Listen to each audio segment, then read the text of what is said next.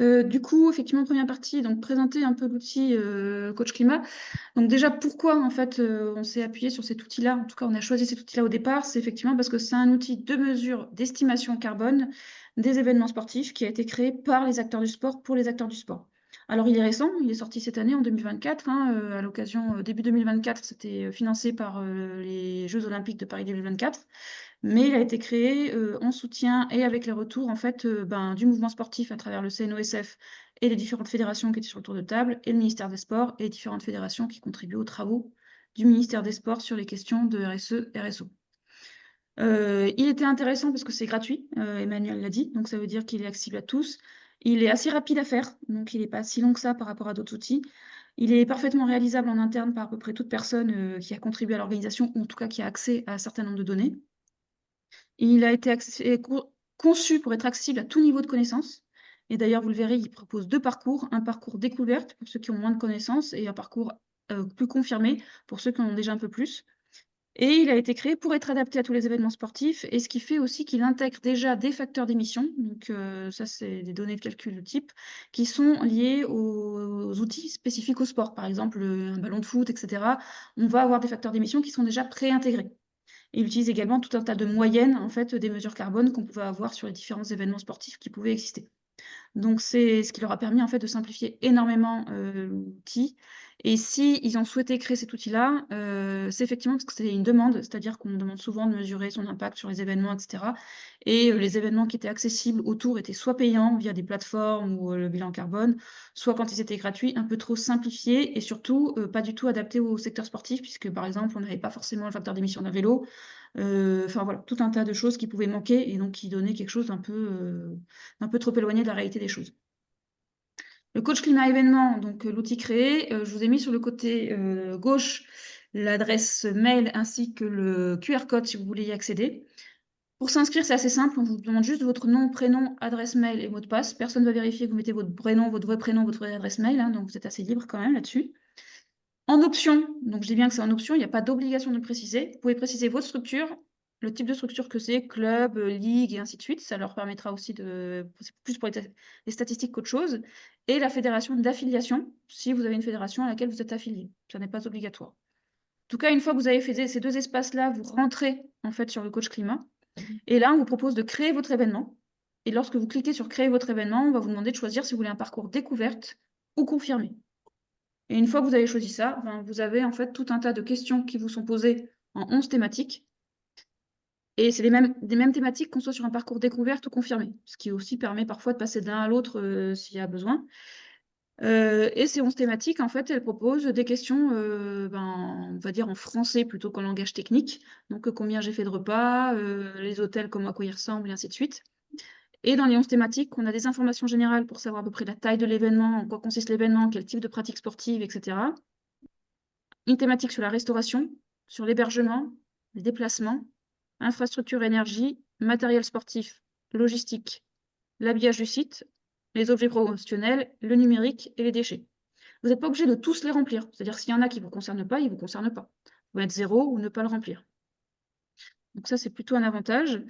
Le parcours découvert, ce qu'on disait, c'est en général parce le questionnaire est un peu simplifié, donc les données sont plus faciles à récolter, mais du coup, il va être moins précis. Donc ce qu'il vous dit, c'est que c'est plutôt adapté pour quand vos événements sont de petite taille, pour pas que vous preniez la tête sur trop de données. Mais on vous conseille plutôt de manière générale de passer sur le confirmé. En tout cas, une fois que vous avez fait une première expérience avec le découverte, passez en général sur le parcours confirmé, qui n'est pas forcément beaucoup plus compliqué, mais qui demande un peu plus de données, tout simplement. Le type de questions, là, je vous ai mis l'exemple pour infrastructure et énergie. Donc, c'est vraiment pas des questions vraiment. Enfin, après, il faut avoir les données, effectivement. Là, on est sur le parcours confirmé. Donc, surface totale des bâtiments fermés que vous avez utilisés, si vous avez utilisé des bâtiments fermés sur votre événement, surface totale des terrains artificialisés en extérieur, et ainsi de suite. Si vous n'avez pas les données, vous n'avez pas les données. Voilà. Ce qui est intéressant, en fait, et qui est facilitant dans cet outil-là, c'est que vous voyez, en fait, sur le côté, vous avez des petits points d'interrogation à faire. Et en fait, quand vous ne savez pas exactement ce qu'on met derrière la question qui est posée, le petit point d'interrogation, en fait, quand vous passez là votre souris devant, ça va afficher un petit carré qui va vous expliquer en fait ce qu'on entend par là. Donc, en général, à chaque étape, vous êtes plus ou moins accompagné. Et il y a des questions oui-non qui vont ouvrir en fait d'autres types de questions si besoin. Donc, on est vraiment, enfin, le parcours, en fait, il est vraiment accompagné étape par étape sur les différents 11 thématiques que vous avez ici. Et en plus, au cas où, en fait, ce serait pas suffisant, si jamais on est vraiment tout seul pour faire son évaluation et qu'on n'a jamais fait, etc., il y a en fait une boîte à outils qui propose trois types qui propose trois types d'aide, on va dire. Donc, le premier, c'est le coach climat en 10 questions. Donc là, pour faire simple, si je vais vous mettre OK ici, en 10 questions, il est ici. Donc, en fait, c'est des questions assez basiques sur l'outil en tant que tel, le coach climat. Donc là, on vous aide pas forcément à faire votre mesure, mais on vous dit en fait à quoi sert le coach climat. Donc, si vous avez besoin de le présenter, si vous avez besoin de le comprendre, etc., vous avez quand même en 10 questions, donc en 5 pages finalement, à quoi il sert. Ensuite, vous avez le coach climat pas à pas. Et donc ça, c'est un guide d'utilisation qui est particulièrement intéressant parce que pour le coup, il va reprendre vos 11 thématiques et toutes les questions derrière chaque thématique, il va vous expliquer en fait ce qu'on attend de vous et ce dont il y a besoin. Restauration, le repas, un service de restauration, est-ce qu'il est assuré? Voici ce qu'on entend par cette question-là. Combien de repas sont servis lors de l'événement? Il s'agit des repas proposés dans le cadre d'un service de restauration, c'est la définition qu'il y avait au-dessus. Les petits déjeuners et les snacks sont considérés comme des demi-repas. Donc déjà, on sait qu'on va diviser par 2 quand on a un petit déjeuner qu'on propose, par exemple. Et donc, ça vous donne vraiment tous les éléments dans le moindre détail. Franchement, c'est assez très précis, en fait, à Et chaque tout fois que ça, on le trouve sur le site ou vous nous sur le l'envoyez site. sur le site? Alors, Ok. je peux vous l'envoyer aussi, mais quand vous C'est connectez sur et le que vous site, vous c'est bon. inscrivez, vous Non, l'avez c'est sur bon. le site. Ok. Et après, vous avez un guide d'action de réduction. Parce qu'effectivement, faire sa mesure, c'est bien, mais c'est pas ça l'objectif. En fait, une mesure pour une mesure, ça suffit pas. Donc, il vous propose un guide de réduction, il vous donne des idées de réduction.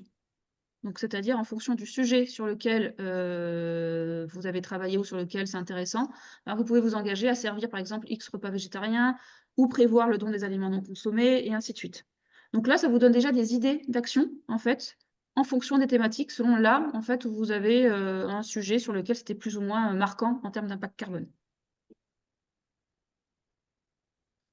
Donc, voilà pour cette partie-là. Euh, Le coach climat événement, quand il a été créé, sa vocation, c'était d'abord qu'il serve en amont des événements. C'est-à-dire que vous le testiez avant que l'événement ait lieu pour avoir une idée finalement de là où vous pouvez avoir des pistes de réduction et mettre en place du coup les actions que vous pouvez sélectionner dans le guide d'action. Par contre, rien ne vous l'empêche, et c'est ce qu'on a fait en fait sur l'événement pour la ligue de triathlon, c'est de l'utiliser en deuxième utilisation, en optionnel, pour en fait avoir les données réelles et faire la comparatif avec ce que vous aviez prévu en première utilisation et du coup ce que les pistes de réduction ont amené. Ou alors, si vous n'aviez pas eu l'occasion de le faire en amont, vous le faites en deuxième utilisation pour l'année suivante si vous avez le même événement qui est reproduit l'année suivante. Là, normalement, il n'y a pas de surprise, c'est à peu près ce qu'on fait habituellement sur les bilans carbone maintenant sur les événements. Voilà. Les objectifs officiels, on va dire, de cet outil-là, c'était vraiment de faciliter l'estimation de l'empreinte carbone des événements. Donc, on n'est pas sur la réalisation d'un bilan carbone, tamponné bilan carbone, etc., etc. On est sur une estimation de l'empreinte des événements.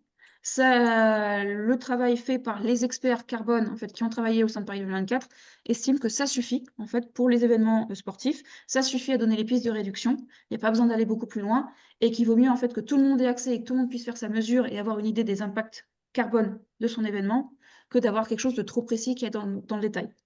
Par contre, cet outil-là, il préintègre tout un tas de données, de moyennes, et il sera mis à jour régulièrement par le ministère sur les différents facteurs d'émission, sur les différentes données, finalement, qu'on peut avoir à travers des bilans carbone qui sont réalisés auprès de telle et telle pratique sportive, et à telle et telle mesure. Du coup, c'est un outil qui est vraiment dédié aux organisateurs d'événements sportifs en France, de toute taille, de tout petits événements jusqu'aux Jeux Olympiques. Il permet d'estimer l'empreinte carbone d'un événement et de proposer des actions concrètes pour l'accompagner. Il a été réfléchi pour être en complémentarité des autres outils développement durable ou RSE que vous pourriez trouver par ailleurs, donc que ce soit via le ministère des Sports, via le CNOSF, ou chez vous via la Fédération Triathlon ou via la Ligue Île-de-France de triathlon, avec tout le centre de ressources que vous avez à disposition. Et c'est vraiment un héritage des Jeux. Tu penses à Il faut quoi, par vraiment... exemple, Laetitia? Ouais. Excuse-moi. Laetitia, tu penses à Oui. quoi, par exemple, comme outil qui pourrait venir en complémentarité de celui-là? Alors là, on est vraiment sur du bilan carbone, sur l'événement, sur comment j'organise, mais on va avoir aussi des guides en fait qui vont vous dire organiser un événement éco-responsable, c'est ça. Donc là, on a des actions Genre pour la réduire. charte, ça, ouais, ok. Voilà. Il peut y avoir aussi la charte effectivement La du charte, ministère des Sports. Ouais. Alors celle-ci, par contre, elle est plus à destination des gros événements. On n'est pas, c'est plus difficile pour des petits événements, mais pourquoi pas. Mais ça peut être aussi, en fait, la complémentarité, c'est des outils de sensibilisation. C'est-à-dire qu'en fait, tout à l'heure, Alain demandait comment on parlait des RSE. Je suis pas sûre que d'aborder le sujet RSE avec les participants, etc., c'est de passer par le carbone, en fait, par exemple. À moins de bien maîtriser son sujet et de savoir pourquoi on passe par là. Mais du coup, il y a d'autres outils de sensibilisation qui vont sensibiliser à l'impact des événements et d'avoir, en fait, vos données, vos chiffres. Et si on vous pose des questions, ben, vous pouvez vous appuyer sur vos données et vos chiffres, en fait. Bon. Donc, en complémentarité, il s'agissait en fait pour le Paris 2024 de ne pas refaire des outils qui existent déjà par ailleurs, tout simplement. Et là, c'était effectivement un outil qui était demandé. Voilà pour les objectifs. Je vais donner la parole à Tristan, du coup, sur son retour d'expérience sur Bois-le-Roi par rapport à l'utilisation de l'outil. Moi, juste avant de passer à ça, peut-être, nous, on organise un bike and run, on a 200 participants. Est-ce que vous avez des datas d'autres clubs qui sont passés dans l'outil pour qu'on puisse se benchmarker avec ça? Parce que sinon, on va avoir un résultat, mais on va pas savoir si on se positionne bien ou pas. Oui, on va pouvoir l'améliorer, mais est-ce qu'on peut se positionner par rapport à d'autres organisations? Alors, l'outil est assez récent, il date de cette année. Donc, je ne D'accord? suis pas sûre qu'il y ait beaucoup de data ou de Ok, benchmarks qui permettent. Par ok. contre, on peut poser la question. Enfin, je peux parfaitement poser la question si vous me dites exactement le type d'événement que vous avez. Je peux leur poser la question s'ils ont déjà dans leurs données quelque chose. Ça, c'est pas un souci. Ouais, bah après, donc du coup, moi, je suis organisateur, enfin, directeur de cours sur Bois-le-Roi. Donc, on coordonne pendant l'année la construction de l'événement et puis le jour J, sa coordination. Donc, voilà, donc nous, on a à peu près, forcément, on maîtrise de bout en bout l'organisation. Donc, on va dire, la plupart des éléments pour pouvoir répondre aux questions qui sont posées par l'outil. Après, bah, vous verrez, en balayant quand même les choses, il y a un certain nombre d'entrées qui sont pas forcément simples à renseigner parce qu'on ça reste de l'estimation, parce que il y a des éléments qu'on loue, qu'on utilise, sur lesquels on fonctionne, qui sont pas forcément si faciles que ça à quantifier. Pour autant, effectivement, le fait de pouvoir se projeter dans un truc pas à pas, thématisé en point par point, ça nous permet quand même de pouvoir jouer le jeu, y compris sur y compris sur voilà, en allant sur vraiment tous les items, y compris sur la version un petit peu avancée là, et voilà, d'obtenir un résultat. Et pour rebondir un petit peu sur ce que tu disais, Florent, effectivement, nous c'est pareil, hein, voilà, on a un résultat final qui nous parle pas dans le sens, nous, on n'est pas expert des équivalents CO2 et on n'est pas non plus expert de l'événementiel sportif et donc on n'a pas forcément les moyens de comparaison. Par contre, je pense que ce qui est le plus important de ça, c'est qu'est-ce qu'on en fait pour avancer. Et donc, bah, là, si on reprend un peu quand même les résultats, la logique, c'est que très nettement, et c'est pas une surprise, et ça correspond à ce qu'on voit en général dans dans les bilans d'événementiel, c'est que le déplacement et le transport, c'est l'élément central qui pèse dans le bilan carbone de l'événement.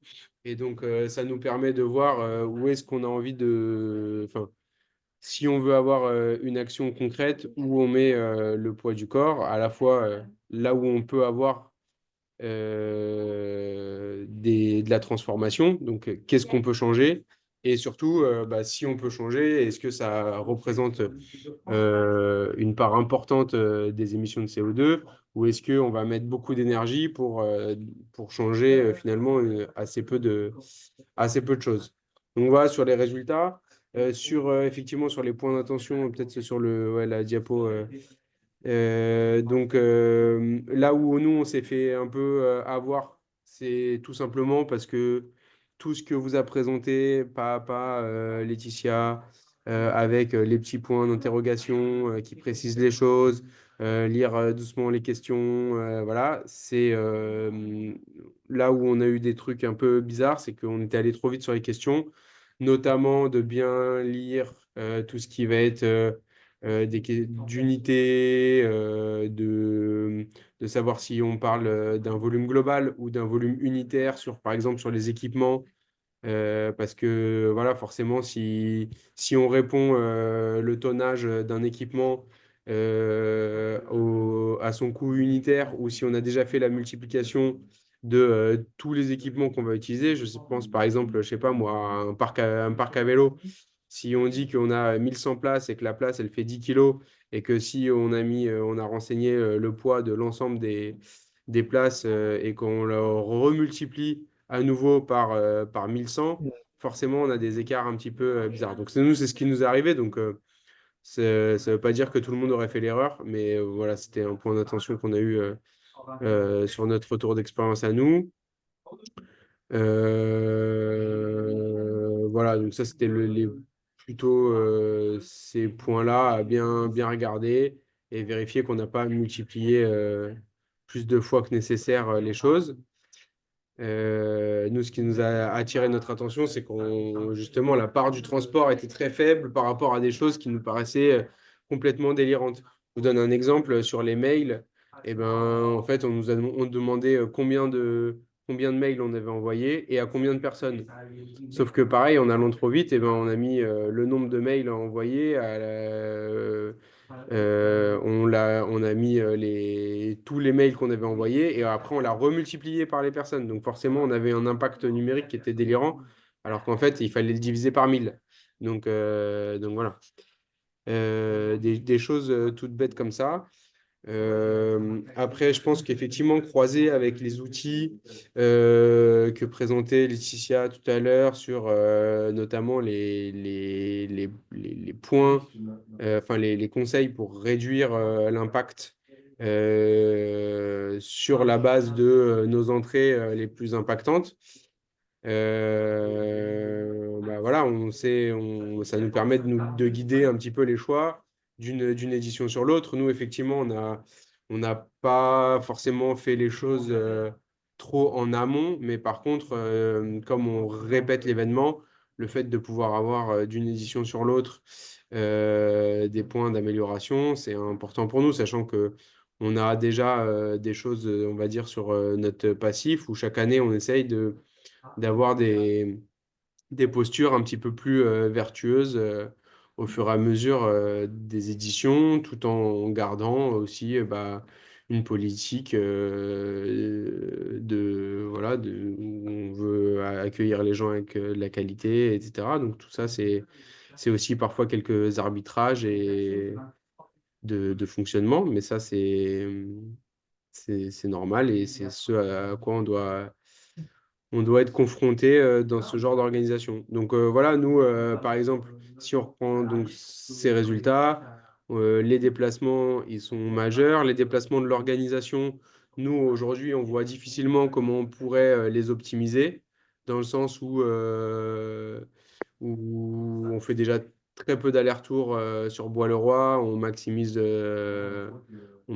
vraiment nos trajets sur place. Alors, avant tout, dans une logique d'économie de temps plutôt que de CO2 dans un premier temps, mais en l'occurrence, on a assez peu de marge là-dessus.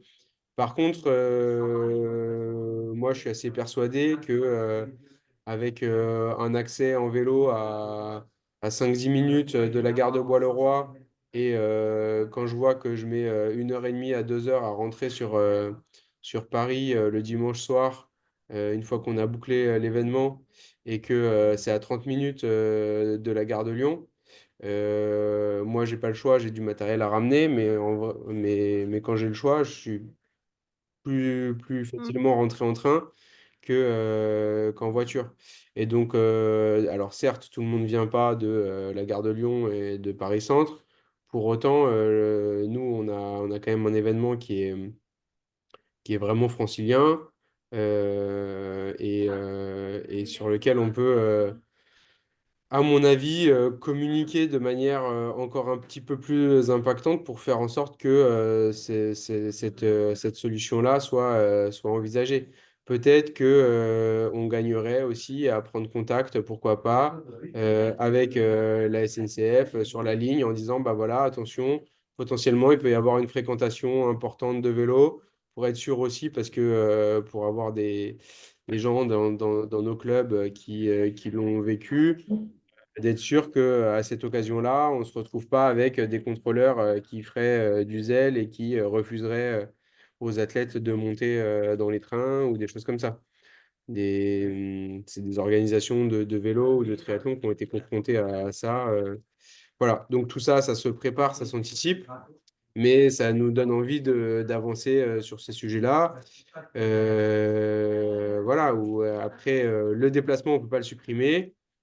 Par exemple, la question des objets promotionnels, bah voilà, est-ce que aujourd'hui ils représentent pas grand-chose, on va dire dans la totalité, mais bon, c'est quand même pas rien.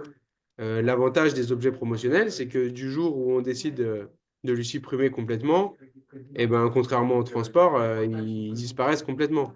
Voilà, la question c'est quelle est la politique par rapport à ces objets promotionnels, où on met le curseur entre la volonté de jouer le jeu, d'accueillir nos participants, qu'ils soient contents, qu'ils aient une bonne expérience, etc. Et nos impératifs et nos engagements autour de la RSO. Donc après, ça, c'est des arbitrages politiques. Nous, en l'occurrence, on est aussi un, une ligue régionale, tout le monde enfin, tout le monde intervient là-dedans et le curseur, il n'est pas si simple à placer. Et voilà, donc nous, c'est des discussions qu'on a chaque année avec notre équipe de salariés et bien sûr avec notre conseil d'administration qui pilote et arbitre sur ces sujets-là. Je sais pas s'il y avait des points, Laetitia, qu'on avait prévu de mettre en avant que j'aurais oublié J'ai parce que une question. ouais,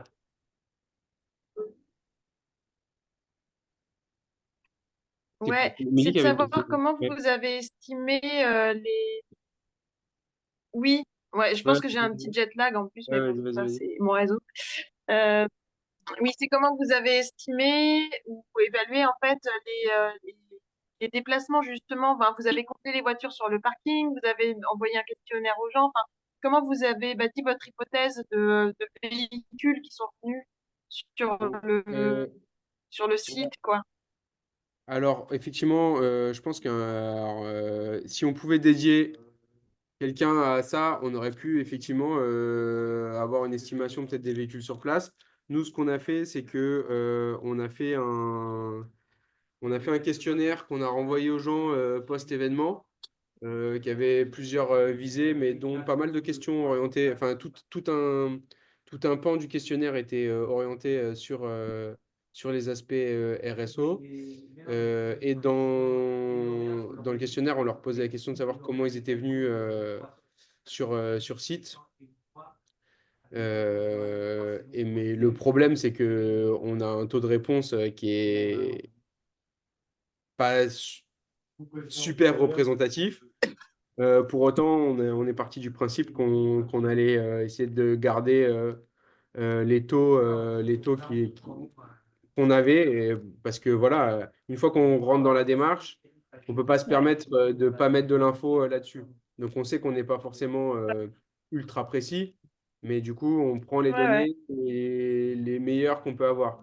Donc on avait une proportion qui était donnée par le questionnaire de satisfaction. Bah, on fait une règle de 3 sur nos participants, et puis voilà. Mais effectivement, on est vraiment dans l'estimatif, quoi. T'estimes à combien de temps le temps nécessaire pour compléter le formulaire ou les questionnaires? Alors, pour être 100% honnête, j'ai un peu supervisé le remplissage du questionnaire, mais c'est pas moi qui l'ai fait directement. En fait, À saisir, c'est vraiment, tu te prends un petit créneau d'une heure ou 2 heures à saisir, c'est pas le souci, tu vois. C'est la C'est plus collecte. d'aller chercher les infos qui te permettent de saisir. Parce que si tu as tout, en saisie, en 1 heure, c'est réglé l'histoire. Ouais. Mais le problème, c'est d'avoir toutes les informations et d'aller les piocher au fur et à mesure, quoi.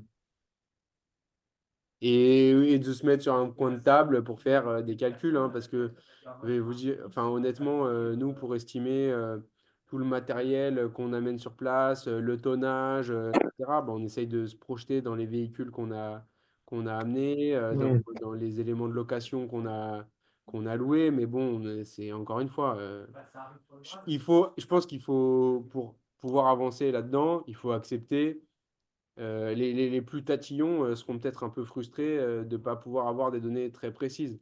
Nous, si on peut avancer, c'est aussi parce que bah, on joue le jeu de le faire un peu à la louche, quoi, parfois. Mm. Je pense que ce qu'il faut retenir quand même dans ça, c'est que, enfin, c'est ce que tu disais en introduction, c'est-à-dire que nous, si on a 63 tonnes d'équivalent CO2, etc., ça ne nous parle pas, enfin, peu importe. La question, c'est de ça, qu'est-ce qu'on en tire pour définir des actions qui vont nous permettre d'être plus vertueux le coup d'après, quoi. Et de se dire que bah, ce qu'on aura fait, ça aura eu un impact, quoi, quel que soit le volume effectif de CO2. Mm.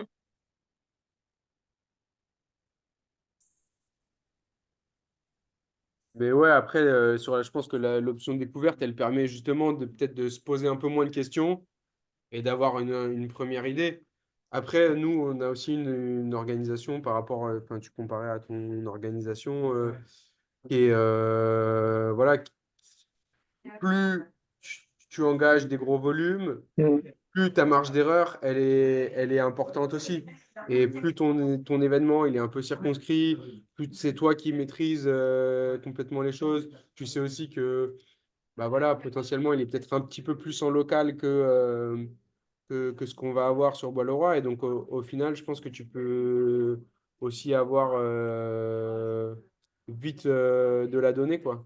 Mm. Et sans avoir des valeurs trop, trop déconnantes. Mm.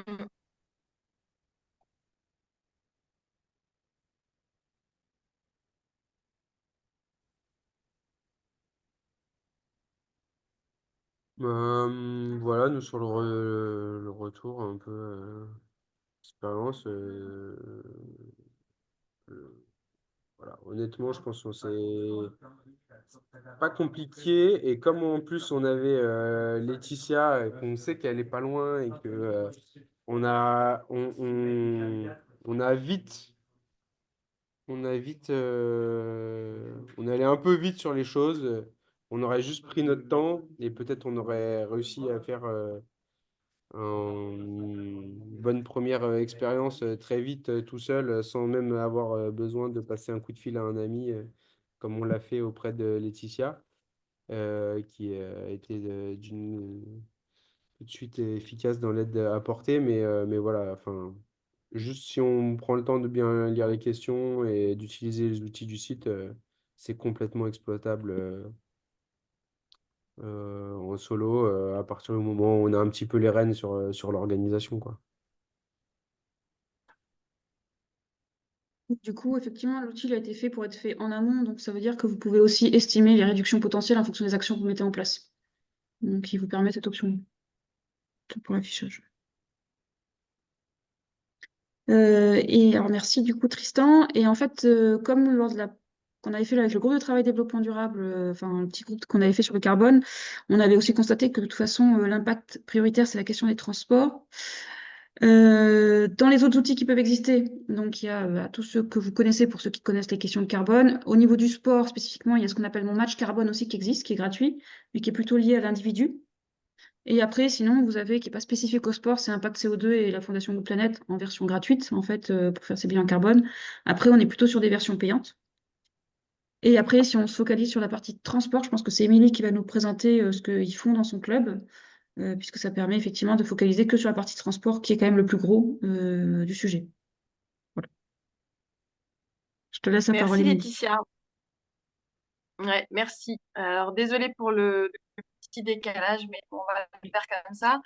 Euh, alors c'est un outil maison, je le précise, et grand merci à notre webmaster Christophe Mathias, parce qu'en fait on a une plateforme bah, pour l'ensemble de nos interactions avec le club, pour les adhérents, qui est dédiée à tout, en fait, toute notre communication, elle est sur un site que Christophe a développé.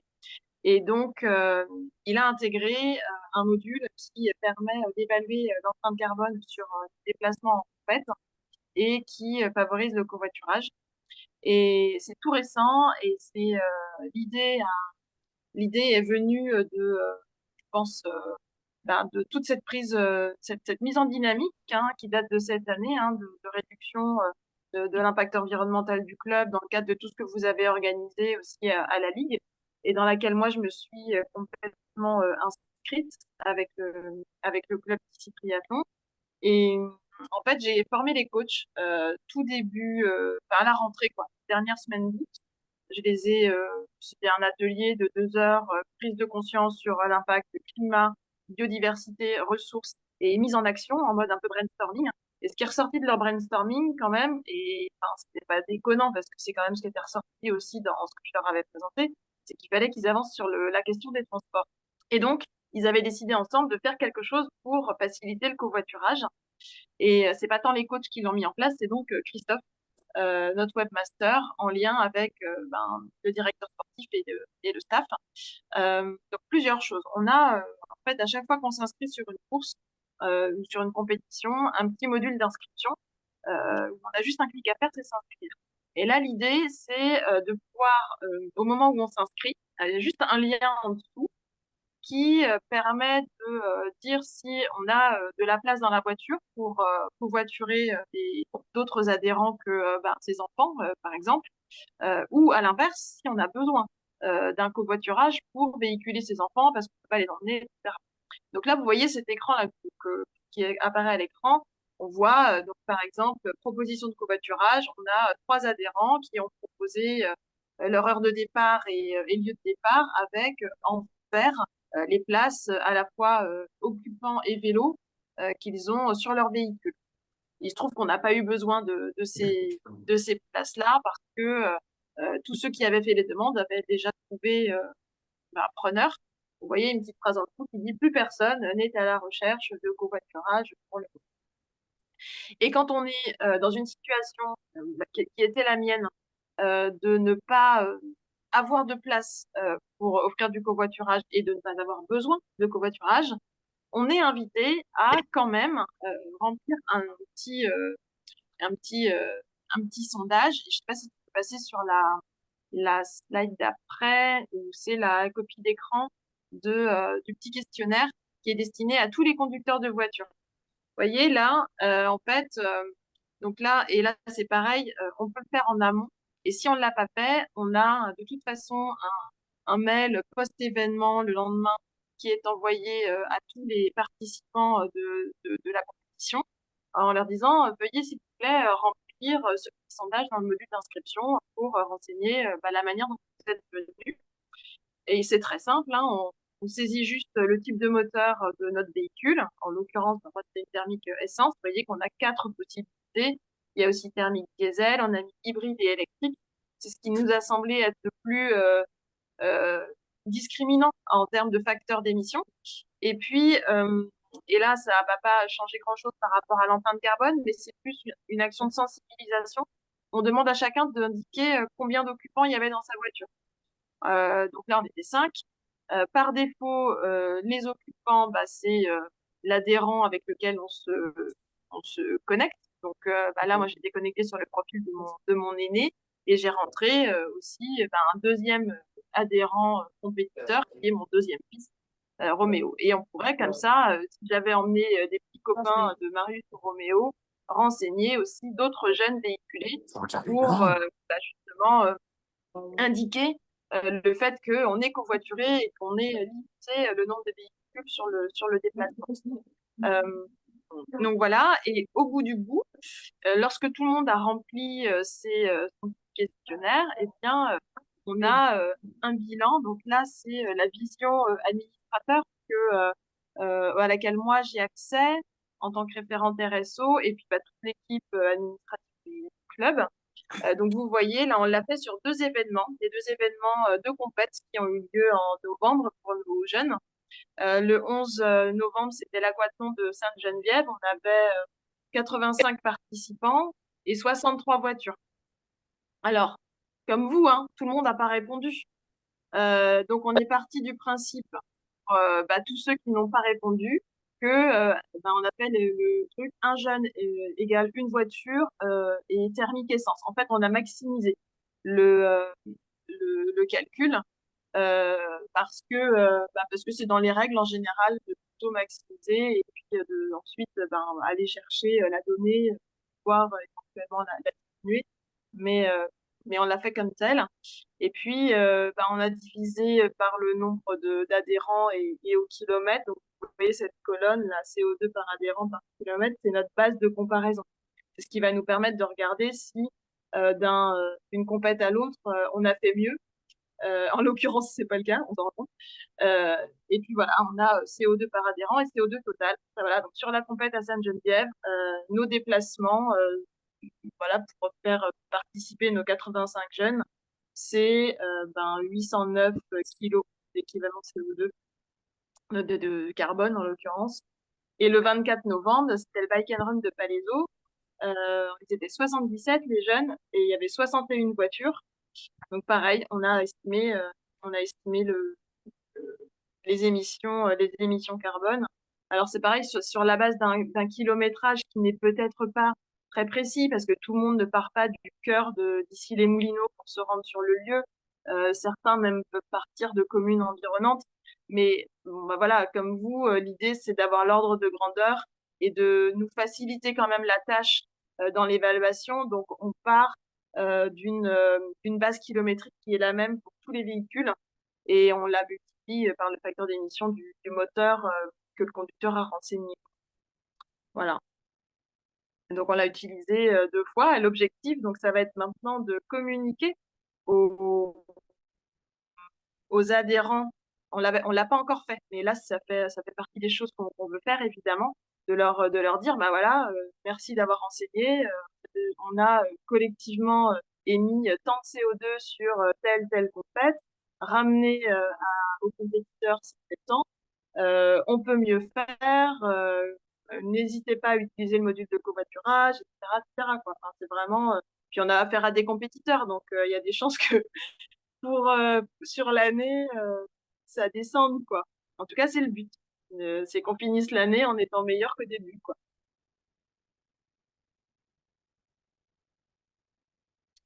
Voilà, je sais pas si vous avez des questions, des remarques par rapport à ça.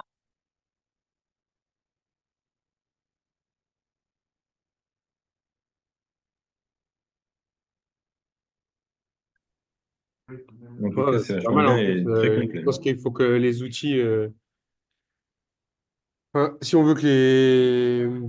Là, c'est un bon exemple du fait que si on veut que les outils autour de la RSO ils soient utilisés et qu'ils nous donnent de la donnée et qui donnent des comportements vertueux, si on arrive à faire en sorte qu'ils soient aussi un élément pratique, facilitateur, comme ça peut être le cas avec le covoiturage, l'organisation des déplacements jeunes sur des compétitions pour des gros clubs comme ici les Moulineaux. Je pense que là, c'est le bon exemple qui nous permet de.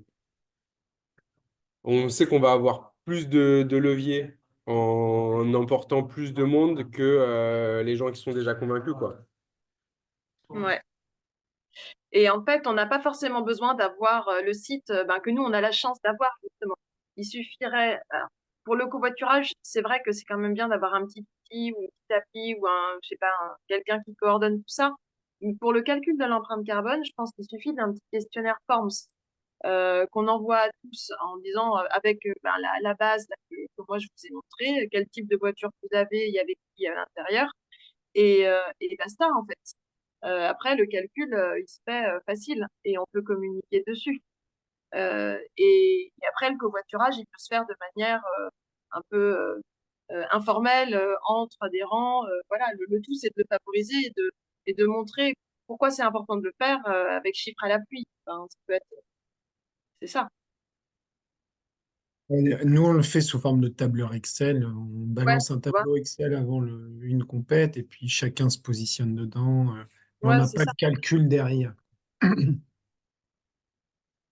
Bah, tu vois, c'est pas très compliqué, hein. Mm.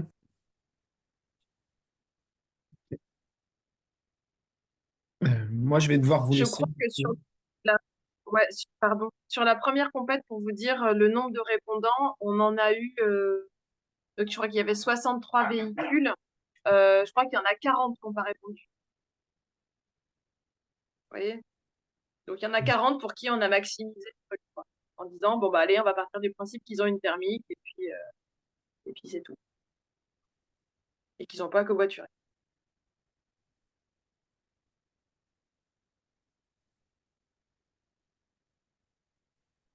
Bah, Je vous ok. laisse. Merci pour la Voilà, bah, présentation. Merci pour les témoignages. C'était top.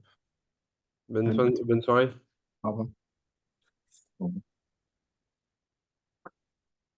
Bon, bah, je pense que de toute façon, Mhm. on a fait le tour. Je pense aussi. Alors Alain, il essaye de Alain? parler, Ouais. mais il n'y a pas son micro. Ah, Alain, ton micro.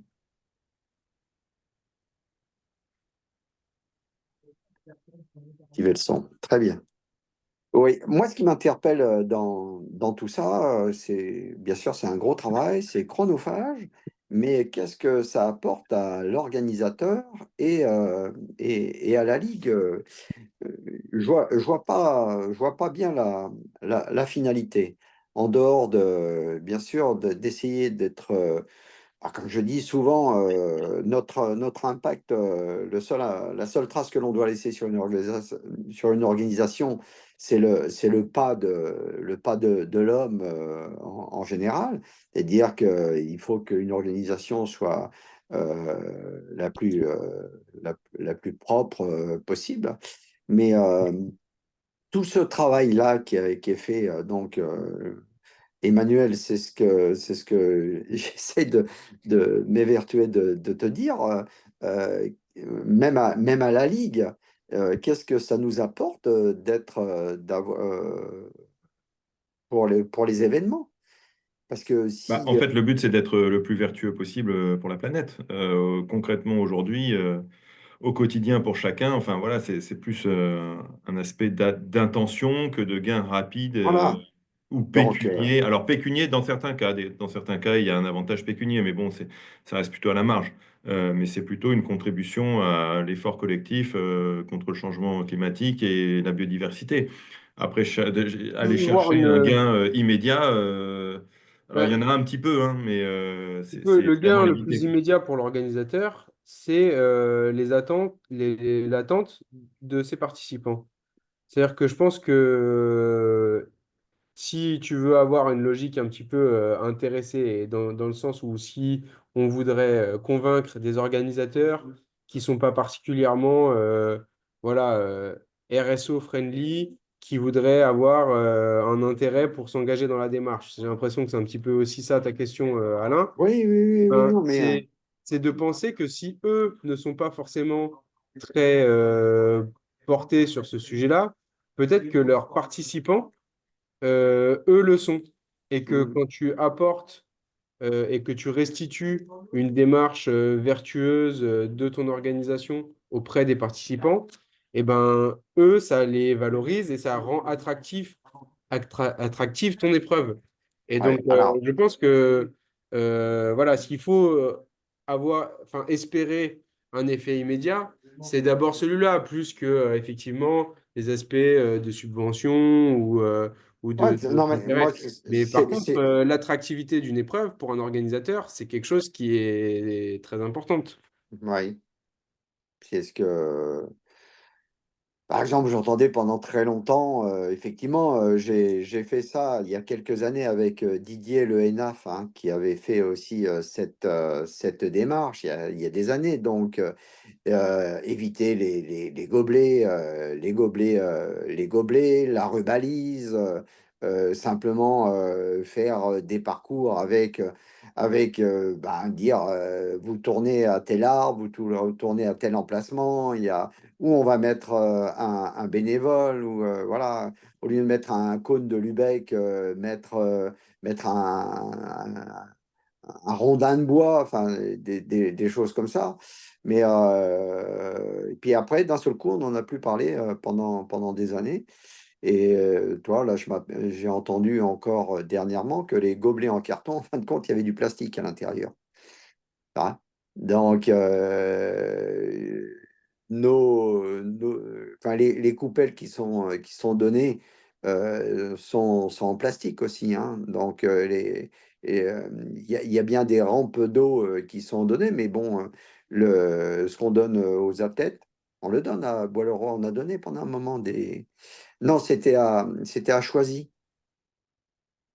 À Choisy, on donnait des gobelets plastiques, hein, réutilisables. Donc, tout ça, enfin voilà, moi, j'entends, hein, j'essaye de. Après, l'idée des organisateurs, Alain, c'est effectivement, c'est de se dire, si tu te dis comment je fais le moins d'impact possible, tu Oui, organises pas. Donc voilà, donc la question, elle est de se dire aujourd'hui, on peut faire, il y a toujours des choses pour faire mieux, on va toujours avoir un impact, mais il y a surtout plein de bonnes manières de mieux faire, et surtout pour des épreuves bah, comme les nôtres qui se répètent chaque année, et de faire un petit peu mieux à chaque fois, quoi. Donc, c'est alors, oh, l'objectif. pardon, oui, alors, Et même si on l'idée, n'est pas parfait, quoi. Et même si non, parfois il y a non, mais des éléments un petit peu contradictoires dans la manière d'organiser. Mais moi, on moi, avance. le message que je voudrais faire passer, quand l'organisateur en est intéressé, c'est de se dire que, eh bien, cette organisation et de la part des participants, c'est que ça soit le plus, comme le dit Emmanuel, le plus vertueux possible pour que notre empreinte carbone soit la moindre possible, et que cet événement se fasse avec le moins de déchets possible. Voilà, donc tout ça pour, euh, pour la planète, en fin de compte. Voilà. Vous voyez, moi, je voudrais des choses simples pour effectivement informer les athlètes, hein, et l'encadrement, et les élus de l'impact le minimum pour organiser l'événement. Hein, c'est tout. Hein. Moi, j'essaie de communiquer, d'aller dans votre sens, quoi, de dire voilà, comment, à la limite, comme je dis à chaque organisateur, qu'est-ce que vous souhaitez entendre et que je puisse répéter pour dire que votre événement est un événement de qualité. Tu me connais, Tristan, hein, j'essaie toujours d'aller Non, mais, dans le sens de l'organisateur. Hein. Voilà. euh, non, mais c'est clair et il faut que nous, on t'aide là-dessus et qu'on te donne aussi en tant qu'organisateur les bonnes billes pour que tu puisses aborder ces sujets. Bah, c'est surtout au niveau de la Ligue, et surtout Ouais, par pour la rapport à oui, tu as tout- raison. toutes celles et ceux qui travaillent dans ce sens. Hein. Notamment, bon, Laetitia qui est très, très impactée pour faire passer un message. C'est ça, moi je suis animateur, donc je suis là pour dire le bienfait de cette démarche RSO, et de dire si vous voulez encore, alors je ne sais pas par rapport à cette application aussi, hein, aussi pour en parler, hein, puisque la Ligue est partante là-dedans. C'est Moi, si je peux me permettre, effectivement, si l'objet, c'était effectivement en tant qu'animateur de sensibiliser le public à travers cet outil-là, c'est pas un outil de sensibilisation, celui-ci. C'est un outil vraiment pour l'organisateur de faire des choix, en fait, pour essayer de réduire son impact. Après, pourquoi on est parti là-dessus? C'est parce qu'effectivement, la question de la mesure carbone, c'était une question qui revenait souvent dans les personnes qui étaient autour de la table au début. Et qu'en plus, vous êtes aussi au niveau du triathlon, sur un public quand même où il y a quand même pas mal de gens qui travaillent sur ces sujets-là dans leur activité, ou en tout cas qui sont concernés par ces sujets-là dans leurs activités, et donc qui étaient intéressés par les questions de mesure et à qui les chiffres parlent, ce qui n'est pas le cas partout. Et du coup, on s'était dit que ça pouvait être intéressant, et parfois ça peut les sensibiliser, de passer par le côté chiffres. Moi, je suis un peu de cette réunion, je suis un peu déçu du manque de personnes pour y participer. Vous voyez. Bah, J'y ça, c'est sûr suis, que c'est assez chagrinant. je suis assez sensible et puis derrière, j'allais dire, pour moi, je me sens impliqué au nom de la Ligue. Il veut dire qu'il y a eu un participant, quoi, un club Ouais, non, mais, aux Ozoirs. Bon, et aux Ozoirs, savoir que ben, le secrétaire général de la Ligue, c'est l'ancien président d'Ozoirs, quoi. Hein. Donc, c'est un. Je Non, trouve moi ça. aussi, j'ai participé parce que je connaissais pas Code Climat, donc ça m'intéresse. Ah, Et d'accord. Donc, merci, ici, Émilie. bon, on Moi le aussi, ici je les connaissais moulineaux, pas. ici le les savait un petit moulineaux, peu, on le savait un petit peu à l'avance. oui, On était contraint par le temps, puisque d'accord. on a une visio à 19h à la Ligue qu'on Marche. doit enclencher. D'accord. Du Donc, coup, alors déjà, j'arrête